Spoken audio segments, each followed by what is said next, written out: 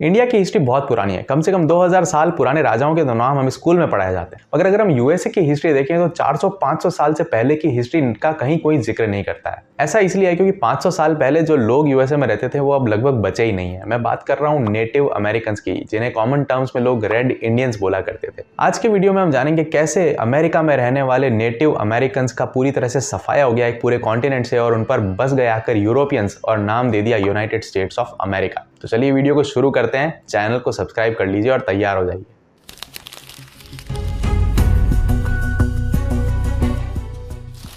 American continent पर human civilisation की starting लगभग 17,000 साल पुरानी मानी जाती है। ऐसा माना जाता है कि ये जो आप मैप देख रहे हैं रशिया और अलास्का का, ये दोनों मैप आपस में जुड़े हुए थे और सेंट्रल और साउथ एशिया से अर्ली ह्यूमंस माइग्रेट होकर गए अमेरिका में और नॉर्थ अमेरिका और साउथ अमेरिका में जाके बस गए। इन अमेरिकन सिविलाइजेशन की काफी छोटी छोटी ट्राइब्स यहाँ बसा करती थी जिन्हें बोला जाता था नेटिव अमेरिकन। अब चलिए दोस्तों, कई हजारों साल आगे चलते हैं। नेटिव अमेरिकन अभी भी ट्राइबल तरीके से ही रह रहे थे और पूरे वर्ल्ड से वो एक तरह से कट ऑफ थे। उनका कहीं आना जाना नहीं था, कहीं ट्रेड रिलेशंस नहीं थे, इसीलिए मैक्सिमम वर्ल्ड को ये लगता ही नहीं था कि अमेरिका कोई कॉन्टिनेंट है भी। यूरोप, एशिया और अफ्रीका एक तरह से कनेक्टेड थे क्योंकि इनके बीच में आपस में लैंड रूट से ट्रेड्स हुआ करते थे और सिल्क रोड जो यूरोप और एशिया को कनेक्ट करती थी वो काफी फेमस रूट था अर्ली टाइम्स का। और हमारा भारत जो सोने की चिड़िया के नाम से जाना जाता था, वहां आकर ट्रेड करने के लिए, पैसा कमाने के लिए पूरे के पूरे यूरोप और पूरे मिडिल ईस्ट में काफी कॉम्पिटिशन रहता था और सिल्क रोड काफी फेमस थी ट्रेड के लिए। अब धीरे धीरे होने ये लगा कि जो ऑटोमन एम्पायर था जो मिडिल ईस्ट को कंट्रोल करता था, वो सिल्क रोड को कैप्चर कर चुका था और ऑटोमन एम्पायर के बिखर जाने के बाद में सिल्क रोड के थ्रू यूरोपियंस का आना जाना काफी डिफिकल्ट हो गया था। इसलिए यूरोपियंस तलाशने लगे एक अल्टरनेट रूट समुद्र से इंडिया जाने के लिए। और इसी तरह 13th सेंचुरी में यूरोप में स्टार्ट हुई एज ऑफ डिस्कवरी।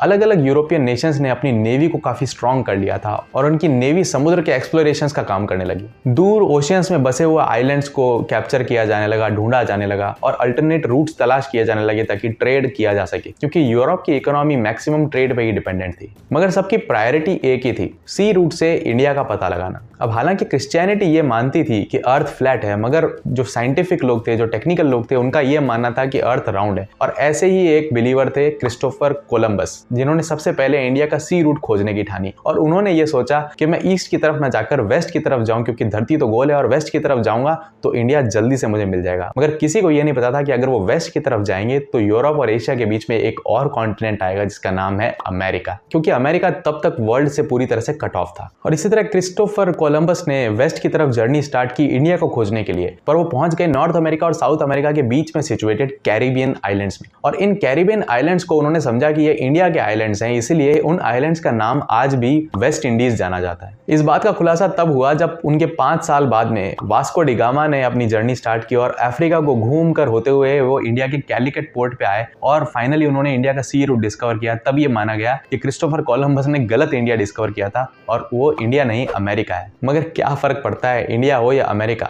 यूरोपियंस को चाहिए थी नई जमीन, नई जगह कैप्चर करने के लिए। और उस समय यूरोप में वैसे ही एज ऑफ डिस्कवरी चल रही थी और इस एज ऑफ डिस्कवरी के अंदर यूरोपियंस ये भी मानते थे कि हम पूरे वर्ल्ड में सुपीरियर रेस हैं और जो नई डिस्कवर्ड जगह हैं, जो ट्राइबल नेशंस हैं, वो पूरी तरह से अनसिविलाइज्ड हैं और हमें उनको एक्सप्लोर करके उनको सिविलाइज करने का काम करना चाहिए और उन पर एक एहसान करना चाहिए। तो ऐसा ही एहसान करने के लिए बड़ी भारी मात्रा में यूरोपियंस चले गए अमेरिका और वहां पर बसा लिए अपने अपने कॉलोनीज। अब जब यूरोपियंस अमेरिका पहुंचे तो अपने साथ नई टेक्नोलॉजी, नई पॉलिसीज, नई इंडस्ट्रीज के साथ में एक और चीज लेके आए, नई नई बीमारियां। ऐसी बीमारियां जो नेटिव अमेरिकन के लिए काफी घातक थी क्योंकि उनके अंदर इनके लिए कोई इम्यूनिटी पावर नहीं थी और इनमें 2 सबसे इंपॉर्टेंट बीमारियां थी, मीजल्स और चिकन पॉक्स। दोस्तों, यूरोपियंस का यह कहना है कि नेटिव अमेरिकन के पूरे सफाई के लिए मीजल्स और चिकन पॉक्स से जिम्मेदार हैं, जो कि वो अपने साथ लेकर आए थे और उनमें बुरी तरह से फैल गई। एक समय पर लगभग 1.5 करोड़ नेटिव अमेरिकन, या फिर जिन्हें यूरोपियंस रेड इंडियंस बोला करते थे क्योंकि कोलंबस ने इंडिया नाम दे दिया था अमेरिका को गलती से और तब से उनका नाम रेड इंडियंस पड़ गया था।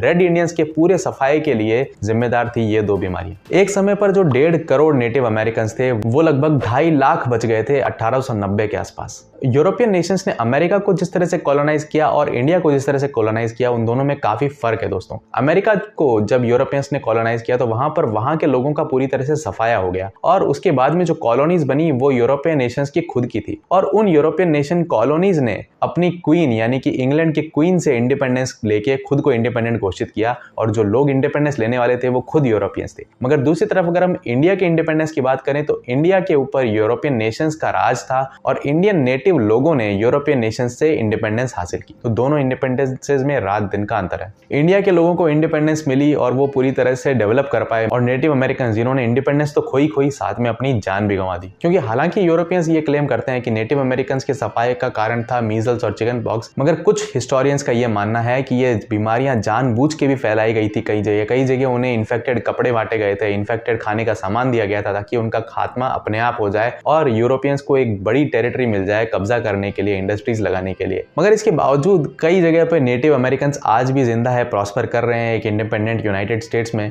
लगभग 574 ट्राइब्स करंटली यूएसए में हैं जो नेटिव अमेरिकन मानती हैं खुद को, और खुद के ओरिजिन्स को ट्रेस करती हैं हजारों साल पहले। कुछ हवाई में हैं, कुछ यूएसए के अलग अलग स्टेट्स में हैं, और कुछ फेमस पर्सनैलिटीज भी हैं जो खुद को नेटिव अमेरिकन बताते हैं, जिनमें सबसे फेमस हैं एक्वामैन के हीरो जेसन मोमोआ। इसके अलावा कुछ फेमस सिंगर जैसे कि प्रिंसेस नोकिया, एंथनी किडिस जैसे लोग हैं जो खुद को नेटिव अमेरिकन बताते हैं। अब हालांकि नेटिव अमेरिकन का खात्मा यूरोपियंस ने किया था, मगर इन नेटिव अमेरिकन को यूएसए से कोई बैर नहीं है, कोई शिकवा नहीं है। उसी तरह जिस तरह से जापान को यूएसए से कोई शिकवा नहीं है, जबकि यूएसए ने जापान पर 2 न्यूक्लियर अटैक्स किए थे। पता है क्यों जापान और यूएसए अच्छे दोस्त हैं? जानने के लिए ये वीडियो देखिए और चैनल को सब्सक्राइब भी कर लीजिए।